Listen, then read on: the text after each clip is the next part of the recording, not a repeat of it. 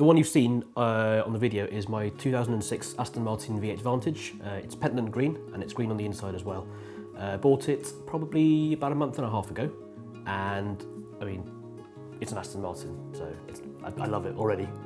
So I decided this car, there was a choice of two when I bought the Aston Martin. I was kind of considering the two. Now, the Aston Martin replaced a Mercedes C63 estate, and the reason I got rid of that was because it's an estate car and it's a performance car, and you know, it's the jack of all trades and master of none. So I wanted something, you know, specific and specialised in what I really wanted, which was a sports car.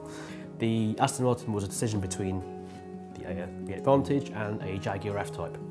Now, the reason I picked the V8 Vantage over the F-Type was mainly because with an 06 model, the prices have come down enough where they're kind of stable. So I can have that car, run it for a year, 2 years, 3 years maybe, put a few miles on it, and then when I do sell it, it'll be worth most of what I paid for it. So if I say I paid 38,000 for it, 39,000, if I get 34, 35 back, that's kind of my thought process there.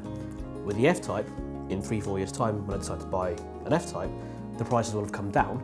So the idea is then I can have an F-Type and I've got an Aston and a Jag in my kind of car portfolio. The sound is fantastic. Anytime you start it up and you just hear that bellow of the engine, that's straight away something I really, really enjoy.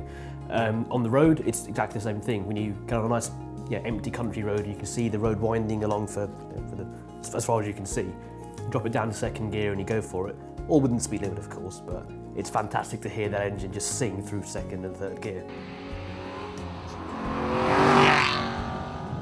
Driving an Aston Martin, you know, you look down and you see Aston Martin on your steering wheel, and you got the strange Ford key, but still an Aston Martin. So just the general kind of ownership and the pleasure of having an Aston Martin is what I really, really like about it. I've not done any major trips with it yet, but I can, interview me in a year or so, and I'm sure I'll have some stories to tell about going across to Europe. 0 to 60, I think, is around 4.8, maybe 5 seconds, and then top speeds is about 180, thereabouts. I'm probably got the figures wrong, but it's in that ballpark. It's not the quickest car in the world. People tend to think the Aston Martins, the V8 Vantages, are quicker than they actually are, but when you're in the car, when you're putting your foot down, it feels fast enough. Insurance is a funny question, because I did ask my insurance company why I was getting quite decent rates on my insurance, and they said it's because the history of cars that I've had and the different levels of power and performance, driven wheels and engine location and so on, makes me apparently less of a risk than it does a 40-year-old man stepping out on one day and into an M3 or something. Apparently it makes me less of a risk, so I don't know how it works, but I'm taking it.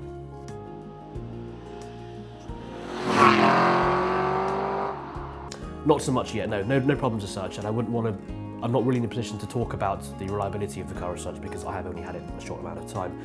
But that being said, I have taken it up to Derby, which is about a 2.5-hour drive from where we are now. Went there, came back, absolutely no problems at all. Drove absolutely perfect, I got out the other end and I was rested and refreshed and alert and ready to carry on my day.